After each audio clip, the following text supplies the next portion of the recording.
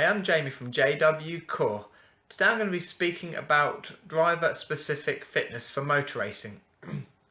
Now, I've worked with racing drivers since 2005, but I've been studying the requirements needed since a much earlier time, years beforehand. So, having worked with many drivers, there are a lot of different areas that a driver needs to be strong.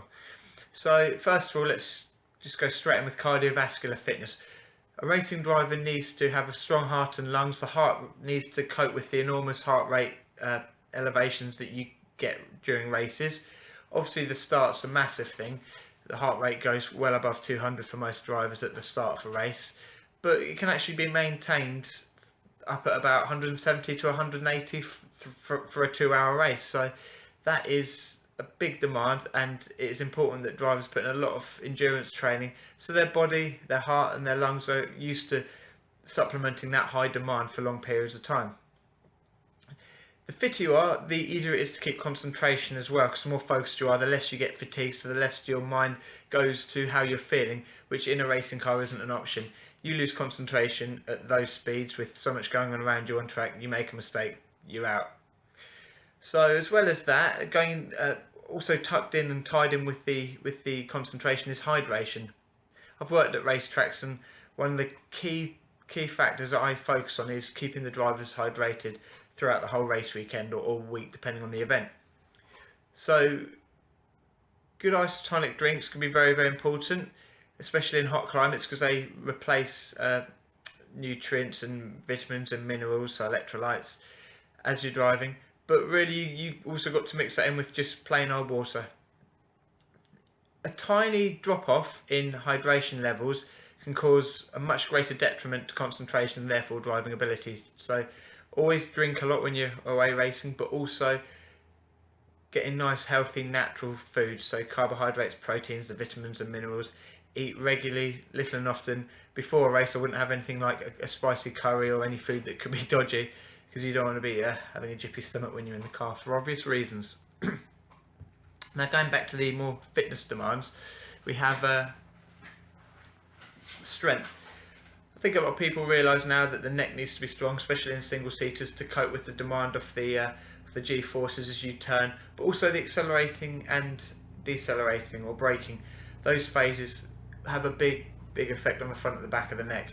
Also supporting the neck and fairly exposed in an open cockpit. Shoulders, obviously biceps, triceps need to be strong holding onto the wheel.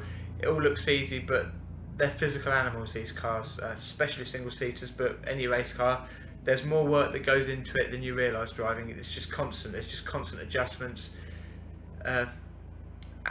Just outside the normal driving the car, there's just always something happening.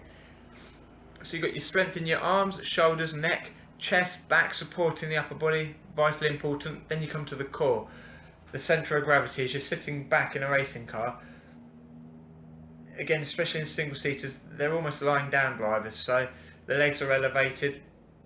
It's important to have a strong core to hold the upper and the lower body together to support your back in an uncomfortable position. Otherwise, your back will be knackered within a couple of laps if you weren't finely tuned to that and fit.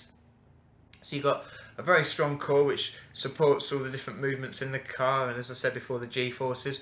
Then you've got the legs. The hips need to be strong, and you need to have strong bum muscles, all supporting hips, keeping you nice and straight, keeping the knees facing forward so you don't smack your knees against the side of the cockpit. And then you get the legs. When you're braking in a racing car, even in something like a Formula Renault, you can get up to 90 bar on the brake, which is the equivalent to roughly about 90 kilograms, I think. And just imagine leg pressing 90 kilograms with one leg. That's a fair bit, and smashing onto the brake at last minute as you're going into a corner, that takes some strength.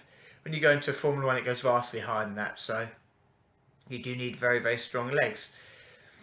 So you've got your strong full strong full body.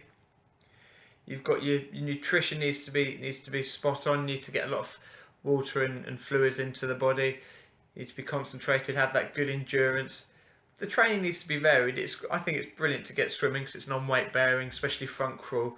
You know, you're taking the stress off the back. Great for your heart and lungs, and gets you breathing, gets you concentrated. Breathing is a very big part of racing a car. You've got to be able to keep calm and get sufficient oxygen in whilst you're under a great deal of mental as well as physical stress.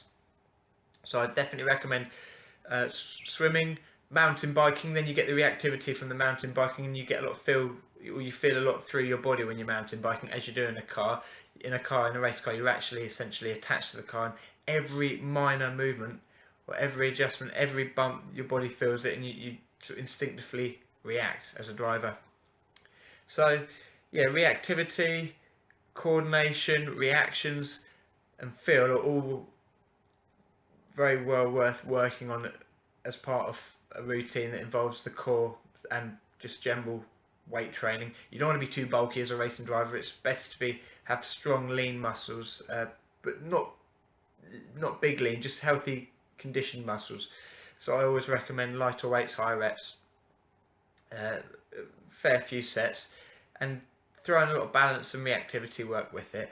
Mix the cardio with the weights, and generally keep spicing it up and keep the stimuli changing as it generally does as you're racing in the car. There's always something new to adapt to when you're racing, so keep it varied. If you have any other questions, please contact me on info@jwcorept.co.uk. I'll put my website at the end of the video. Thanks for watching. Hope you found that useful.